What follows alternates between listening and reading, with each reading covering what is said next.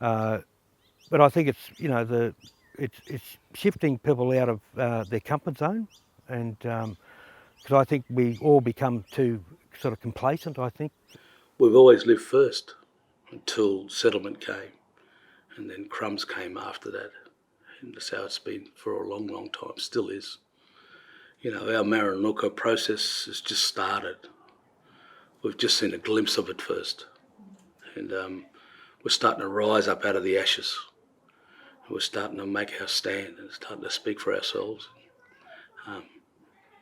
Telling our elder brother that, you know, don't treat us like this. And we're going to go through some dark spots down in that deep valley. And so it's just getting up the next morning and just keep doing what we're doing.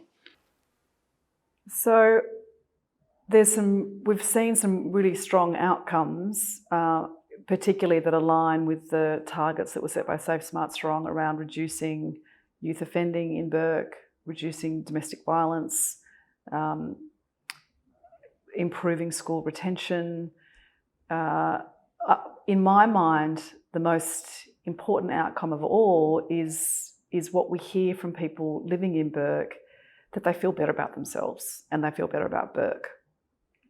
We're seeing much lower crime rates, much lower rates of community disadvantage, and a lot of this stuff is quantifiable. So at this point, 5 years in, we are seeing real change on the ground in Bourke. And that's showing up in the statistics around violence and crime and educational engagement and a whole range of things. But the main thing that I've felt when I go out to Bourke 5 years down the track is there is hope and optimism, and there are conversations about what is possible, which I didn't hear necessarily 5 years ago. So I think that hope and optimism is something that is so vital for the future of this work. And that's something very precious and that needs to continue to be nurtured and supported. For me in particular, domestic violence, it used to be taboo, it wasn't discussed, but now we're giving, there's power in voices. And I really just love the fact that we're now, okay, it's all about early intervention and prevention, and then also supporting people who are currently going through the experience. You know, it's just fantastic to see us growing as a community. But I also think it's about staying the course.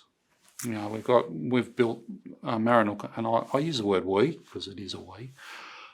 We've done something amazing and got to the stats where Bourke is now, you know, in a different place to what it was 5 years ago. It's now about building on that and really, you know, economic opportunity and economic positivity, particularly in the Aboriginal community of Bourke, I think is something that we really need to move forward on. Because from that prosperity, you know, that breeds success, and we need to continue on that success.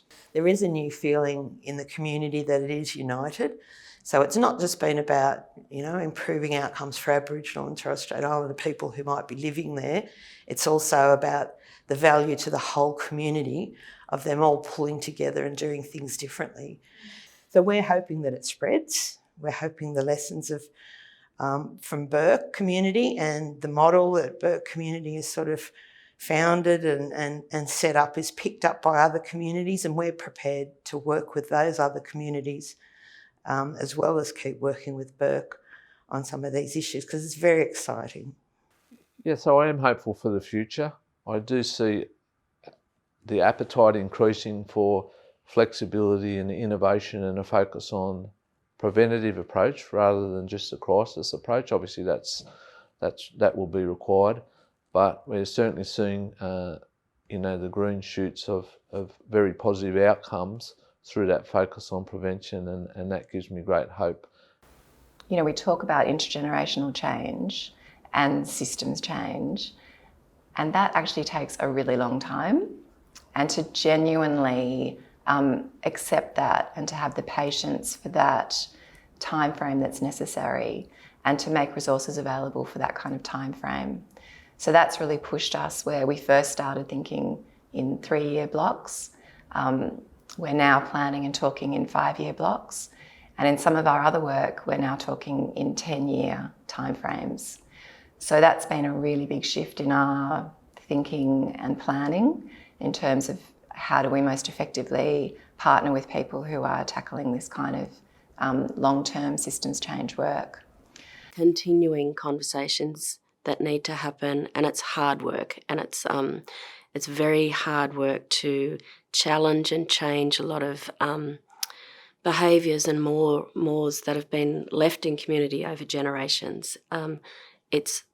It's particularly challenging on people who are really invested and taking that role of leadership within a community.